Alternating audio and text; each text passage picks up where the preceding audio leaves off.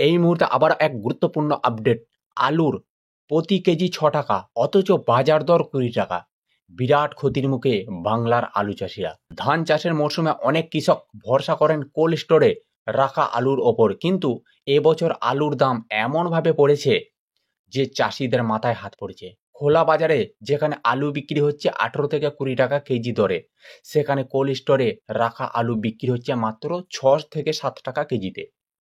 শুরুতে আলুর বস্তা বিক্রি হয়েছিল ৪০০ থেকে ৪৫০ টাকা, কিন্তু দাম বাড়বে এই আশায় বহু চাষি আলু তুলে কোল্ড স্টোরে রেখে দেন, কিন্তু এখন সেই আলু মাত্র ৩০০ থেকে ৩২০ টাকা বস্তায় বিক্রি হচ্ছে।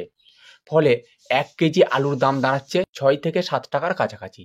এতে খরচই উঠছে না, লাভ তো দূরের কথা। এর মধ্যে সবথেকে বড় কারণ হলো মধ্যস্থতাভোগীদের হাতে বাজারের নিয়ন্ত্রণ। যেখানে শহরে আলু বিক্রি হচ্ছে ১৮ থেকে ২০ টাকা কেজি দরে, সেখানে চাষিরা পাচ্ছেন কেজি প্রতি মাত্র ৬ টাকা। সেখানে শহরের বাজারে সেই আলু বিক্রি হচ্ছে ৩ গুণ দামে। অনেক চাষির প্রশ্ন, এই ফারাক কেন? অনেকেই বলছেন এর থেকে মাঠে আলু বিক্রি করলে হয়তো ক্ষতিটা কম হতো।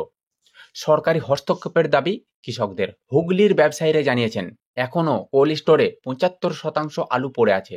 রাজ্যের বাইরে যদি আলু পাঠানো যায় তাহলে দাম কিছুটা উঠতে পারে। টাস্ক ফোর্সের সদস্য রবীন্দ্রনাথ কোলে জানিয়েছেন সরকার বিষয়টি জানে এবং মুখ্যমন্ত্রী নিশ্চয়ই ব্যবস্থা কিছু নেবেন।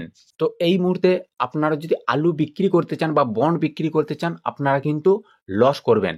সেই সূত্রে আপনাদেরকে এখন অক্টোবর থেকে নভেম্বর পর্যন্ত ধৈর্য ধরতে হবে।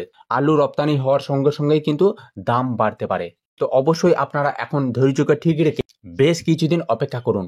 তো আজ এই পর্যন্তই। চ্যানেলে নতুন হয়ে থাকলে অবশ্যই সাবস্ক্রাইব করে দেবেন, কারণ প্রত্যেকটা মুহূর্ত এই ধরনের নিত্য নতুন ভিডিও আমি আপনাদের কাছে পৌঁছে দেবো।